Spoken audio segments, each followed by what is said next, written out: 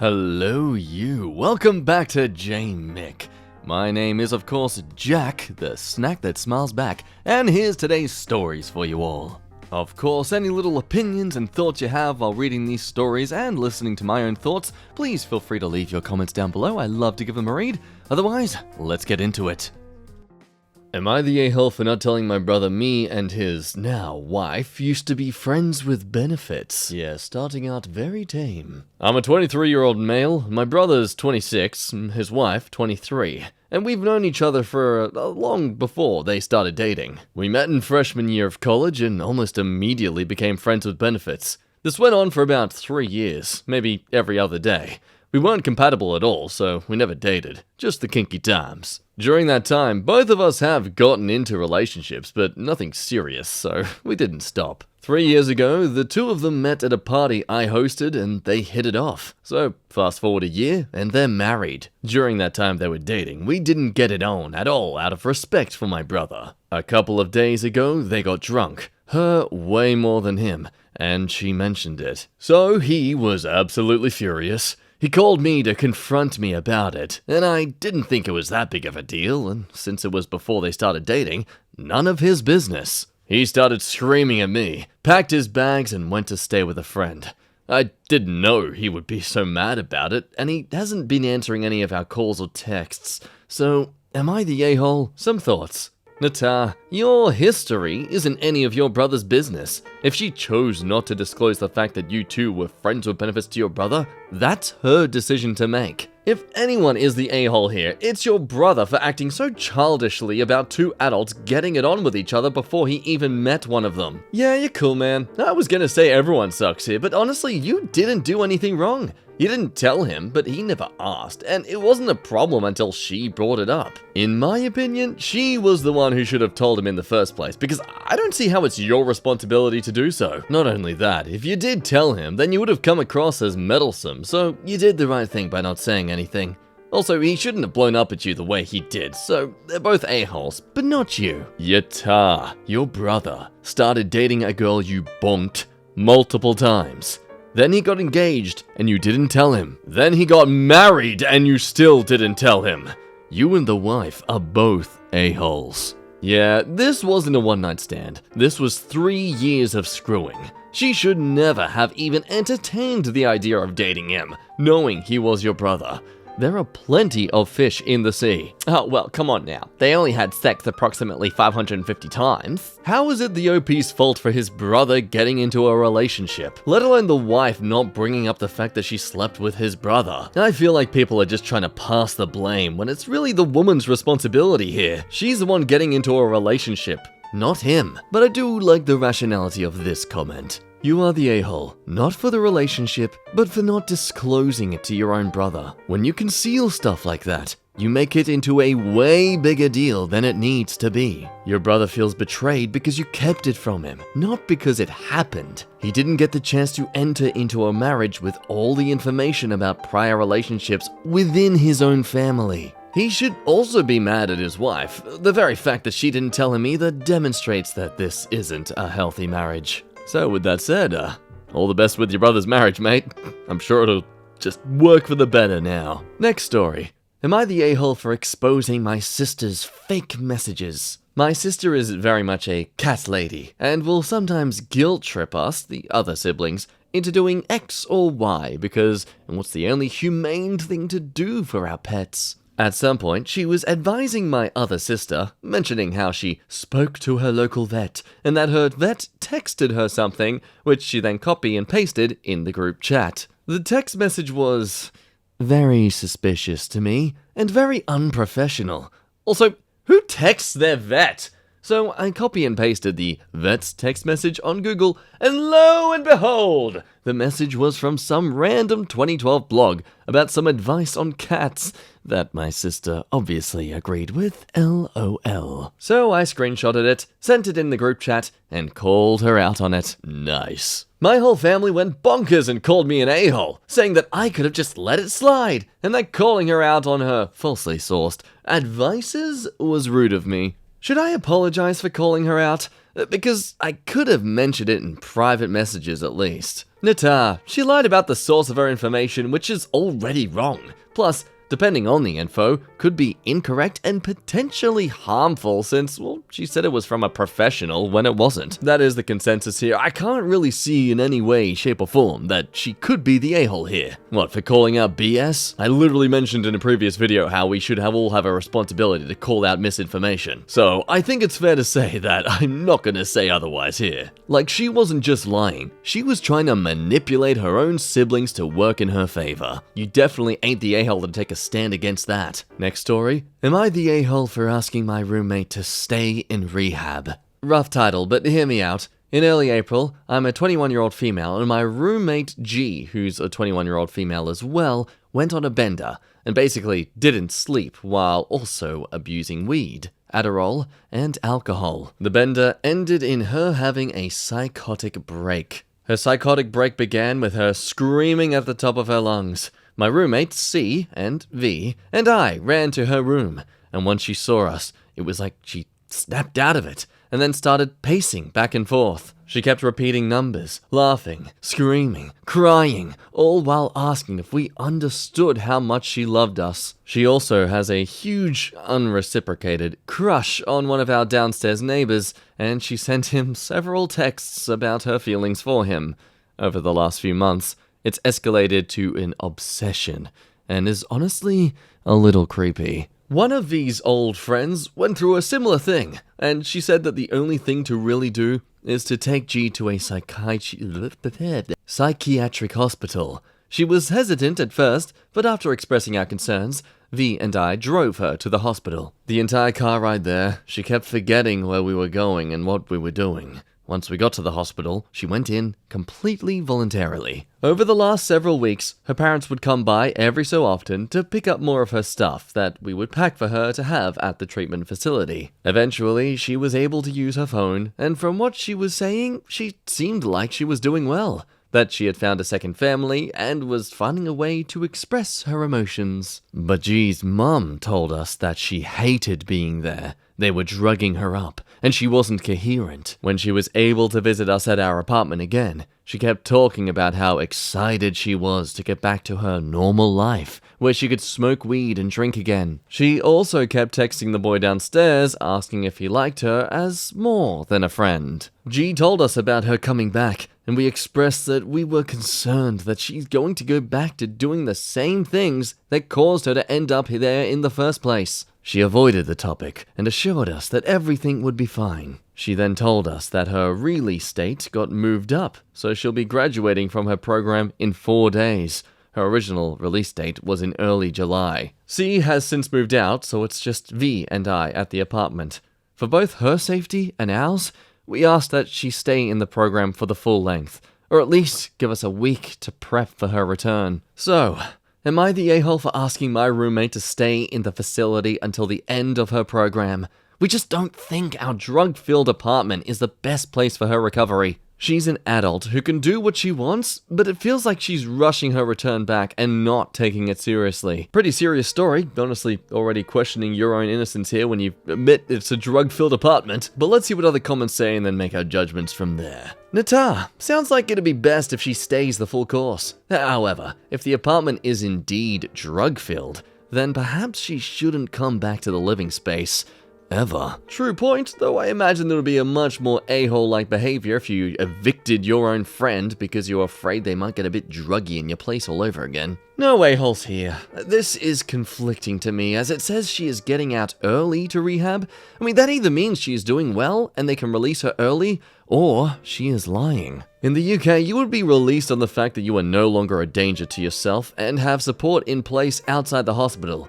I don't think you have the right to suggest that she stay longer in rehab. If she was leaving without finishing her program, I would agree with you, but that's not what is typed here. It does seem like the only reason you're refusing your friend to be able to come back home is because of the drug-filled environment that you seem to prefer to be able to keep rather than get rid of for the sake of your friend's health. Of course, we are just going off the limited information you can provide in this single post, but that's really what it seems to boil down to.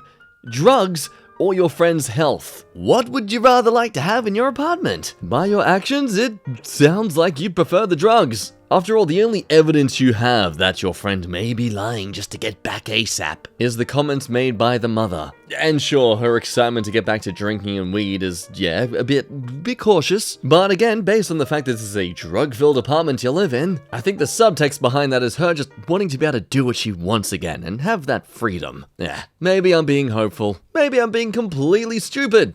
Let me know what you think. Next story. Made my parents uncomfortable, and now they don't want to stay unless we follow their rule. So my parents are supposed to be staying in our city for a month. We are all vaccinated, and this is the first time we see each other since lockdown. They were originally staying with my wife and I until this particular incident. On Thursday night, my dad bought a couple of bottles of wine. Really good wine. We ended up drinking probably way more than we should have. The thing with wine is, when my wife and I have too much of it, we start feeling a certain way. By the time we all went to bed, we were just itching to be alone in our room. We may have been a little too overly enthusiastic during the night because the following morning, my mum mentioned us being very loud. And they were all the way down the hall. My wife and I were mortified. We apologized dozens of times and swore we wouldn't repeat anything like that again. But they both sat us down and said they won't feel comfortable not knowing if we're doing anything or not unless we agree to sleep with our door wide open. I thought they were joking, but my mum was completely serious. We both have a lot of respect for my parents, but I said that's not going to happen. This isn't high school. This isn't my girlfriend coming over and having to follow those "doors always remain open, sit a few feet apart from the bed" rules. She's my wife, and this is our home, so we'd like our privacy when we go to bed. My parents said they won't feel comfortable in our home unless we agree to this, so in the end, they decided to check in a hotel because we can't be mature enough to be a bit more accommodating to them. Now, some of my relatives have heard they're staying in a hotel because I'm sure my parents complained to them, so we're being treated like the bad guys for not making their stay a bit more welcome. Now, I do feel bad that they heard us, but do think it's a bit ridiculous that they expect us to always have our door open to ensure we're not having the kinky times. I feel weird even having to ask this, but since everybody else has made it into a big deal since it resulted in my parents not wanting to stay with us, are we a-holes? You are the a-hole purely for not asking them to sleep with their door open so you could be sure they weren't doing anything. How could you let a fantastic comeback like that go to waste? I think you both suck. You and your wife for getting drunk and begging so loud that guests, much less your parents, can hear it all the way down the hall. Getting it on is natural and great, but most people are going to feel uncomfortable with that. Your parents should have just left for the hotel after commenting if they can't trust you to keep it down with the door closed. We can't demand a door-open policy in your house. Yeah, I want to say Nata because, again, yeah, I agree, it's your house, your rules. But you had guests over. You also knew and were well aware of what wine does to you both. Just out of respect for your grandparents, you should have made the conscious effort not to drink so much wine. Maybe your wife could and, let her be how she wants to be. But they're your parents, man.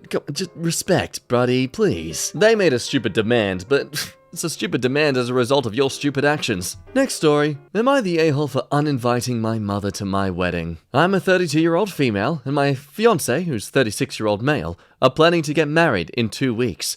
We are a mixed couple, with me being white and him being African American. My mother has never been supportive of this marriage, as my family has never had mixed marriages. But my siblings are very supportive of this marriage. Yesterday, my family, parents, siblings, and my fiancé, had dinner out at a restaurant to celebrate my birthday.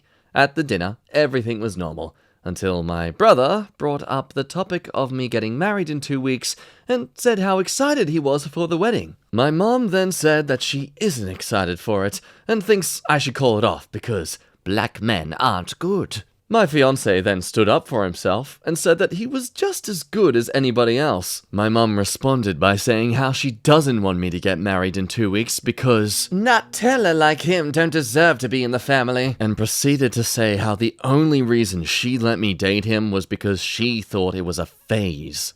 I then told her she is uninvited from my wedding because of what she had said. My siblings think I am not the a-hole, but my dad said that I am and that I overreacted.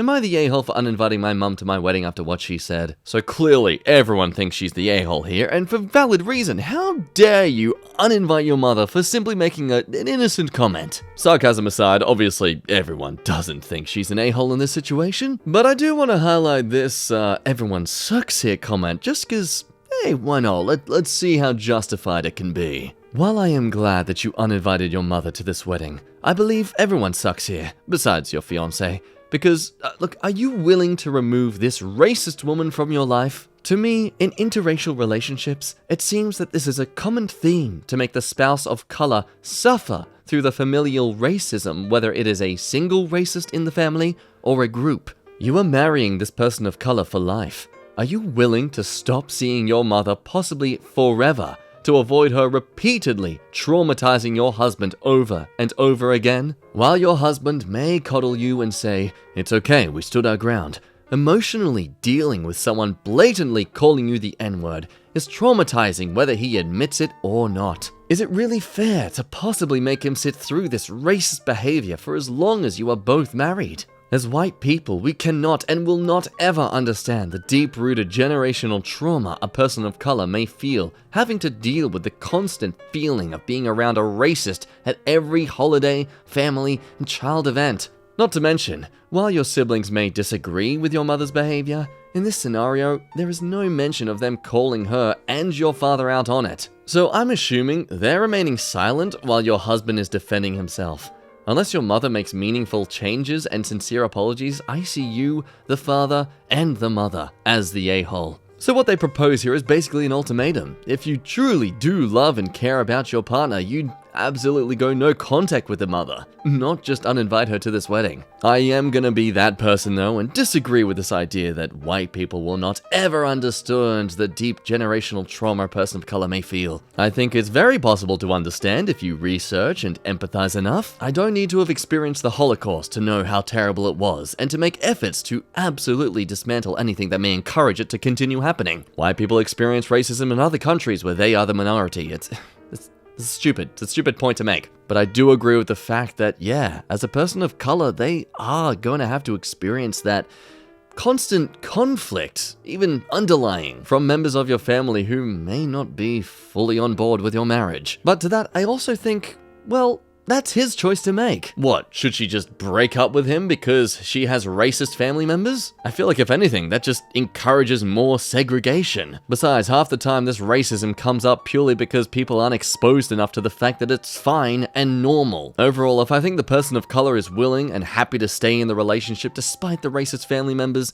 that's their right and their freedom. And that doesn't make the other person an a-hole to encourage it. But hey, that's my white guy opinion, so feel free to let me know what you think otherwise in the comments.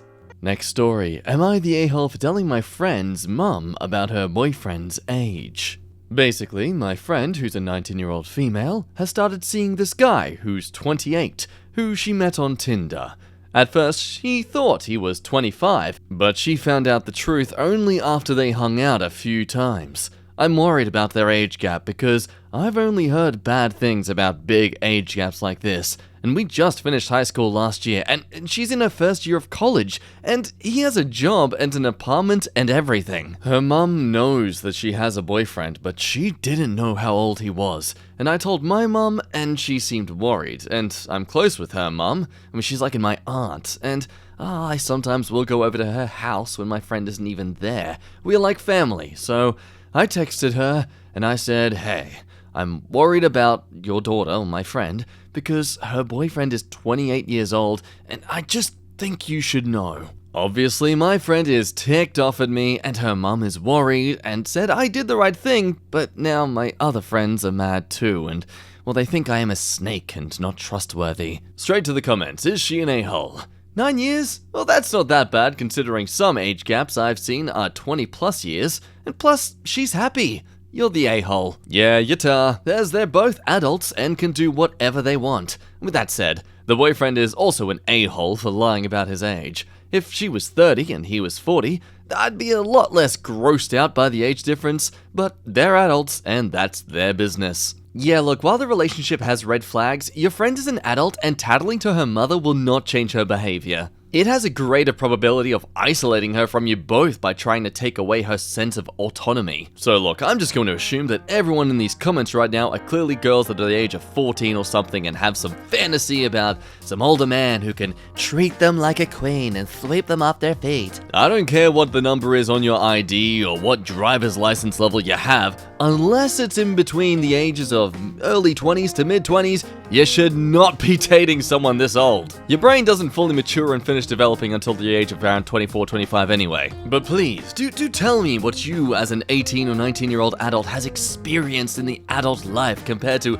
us other adults who are actually at that age range and have the maturity to understand how much of a red flag this is. Okay, I mean, look, don't get me wrong, I know there are a lot of people out there who might be 18, hell, even 17, but have experienced enough in their life where they have the mindset of a 25 to, hell, even 30-year-old. But I personally don't see that being the case here. This guy's being predatory. And look, you trying to argue that this guy's a bad option for her because he has a job, an apartment, like, I mean, those are some pretty positive qualities in a guy, I'm just saying. Anyway, I'm gonna leave things there for today. Hope you had some fun and enjoyed today's video. Your feedback and love or hate is always appreciated, so do feel free to express it in the comments. Show your true love by liking this video, and with that said, my name's been Jack, you have been a lovely person, and I'll see you next time. Bye-bye!